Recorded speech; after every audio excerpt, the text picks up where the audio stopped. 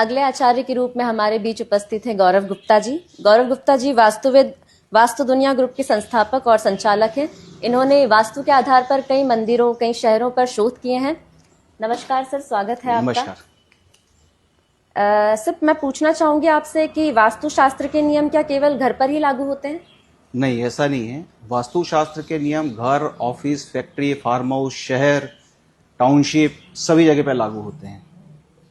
तो सर, जैसे ये कार्यक्रम चल रहा है तो क्या इस स्थान पर भी वास्तु लागू होगा? बिल्कुल, इस स्थान पर भी जमीन की ऊर्जा भी काम करेगी और साथ में जो हमने प्रीमाइसेस से सेट करा है टेम्परेरी, इसकी वास्तु भी हम पे काम करेगी।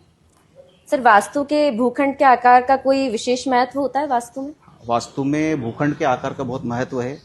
सामान्य रूप से हम अगर देखें तो स्क्वायर प्लॉट और रेक्टेंगल मतलब चौकोर और आयताकार प्लॉटों को उत्तम माना गया है ना। विश्वकर्मा प्रकाश के अंदर ऐसा उल्लेख है अध्याय 2 श्लोक क्रमांक 108 में कि जब आप आयताकार भूखंड लेते हैं तो उसमें उसकी चौड़ाई और लंबाई का अनुपात 1:2 होना चाहिए। अर्थात कोई भी अगर घर लेते हैं हम या प्लॉट लेते हैं तो उसका आकार देखना बहुत ही ज्यादा जरूरी होता है। आकार का बहुत महत्वपूर्ण प्रभाव हमारे जीवन पे पड़ता है, चाहे वो आवासीय हो, चाहे वो हम किसी इंडस्ट्री के लिए प्लॉट ले रहे हों, सभी पे नियम एक से लागू होता है। मतलब जितना घर देखना जरूरी है उतना ही जमीन को भी देखना भी जरूरी है। जी सर, त्रिकोणाकार भूखंड कैसा होता है? त्रिकोणाकार भूखंड अच्छा नहीं माना गया है शास्त्र के अनुसार। मैं आपको एक उदाहरण से बताता हूं।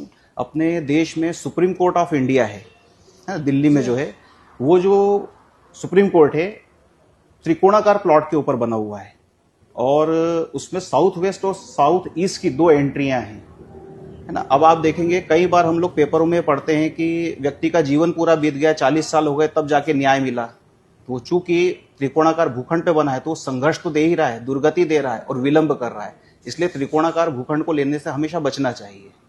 सर, एक प्रकार का और घर कहा जाता है जिसे नाहरमुखी कहा जाता है, उसके विषय में आपकी क्या राय है? नाहरमुखी भूखंड जो है व्यवसायिक दृष्टिकोण से अच्छे माने गए हैं, लेकिन आवासीय उपयोग के लिए निषिद्ध बताया है।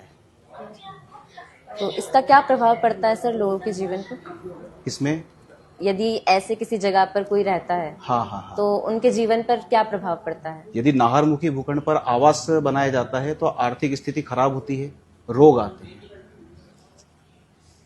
सर, ऐसा भूखंड जिसके चारों ओर रोड हो सकता है वो कैसा होता है? सर्वोत्तम भूखंड मैं मानता हूं इसको भी मैं आपको उदाहरण से बताऊंगा। अपने देश में तिरुपति बालाजी मंदिर है तिरुमला में, है ना। आप उसको गूगल मैप उठा के देखेंगे तो उस मंदिर के चारों ओर रोड है ना। साथ ही उसका ईशान बड़ा हुआ है, ईशान में एक जलकुंड बना हुआ है, मतलब ईशान में जल तत्व का होना शुभ माना गया है। जब ये सारी स्थितियां सकारात्मक है तो आप देखेंगे कि देश के धनाढ्य मंदिरों में से एक मंदिर है वो, उसके चारों तरफ रोड है, तो ऐसे भूखंड शुभ माने जाते हैं। और सर, यदि किसी के घर में कोई ईशान कोण जो होता है वहां यदि वो शौचालय वगैरह कुछ अगर बनाए तो वहां भी जल तो होगा, लेकिन वो नकारात्मक प्रभाव देगा या सकारात्मक? वो गंदगी भी रहेगी ना, जल के साथ में गंदगी ज्यादा रहेगी, है ना। वो गंदा जल रहेगा, दूषित जल रहेगा, तो उसका नकारात्मक प्रभाव आएगा। और ईशान कोण का जो आप बता रहे हैं टॉयलेट बना है, इसका शास्त्र में कहीं कोई उपाय भी नहीं बताया, इसको हटाना ही एक सर्वोत्तम उपाय है ना। क्या होता है, जैसे ईशान का कोना जो है उन्नति देने वाला कोना है। आपने उन्नति देने वाले कोने में गंदगी कर दी तो उन्नति होगी कहां से? आर्थिक स्थिति डगमगाएगी और रोग भी आएगा वहां से। सर, घरों पर, स्थानों पर तो वास्तु लागू होता ही है, लेकिन क्या शहरों पर भी वास्तु लागू होता है? बिल्कुल लागू होता है।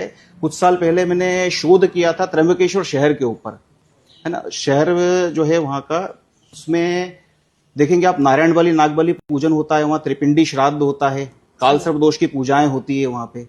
तो ऐसा क्या है कि ये पूजाएं वहां सफलतापूर्वक होती है ना। जब नासिक से आप त्र्यंबकेश्वर शहर की ओर जाएंगे तो वो शहर में जब प्रवेश करते हैं तो ईशान की एंट्री हो गई, वहीं पे एक जलकुंड बना है तो ईशान में जल तत्व भी हो गया।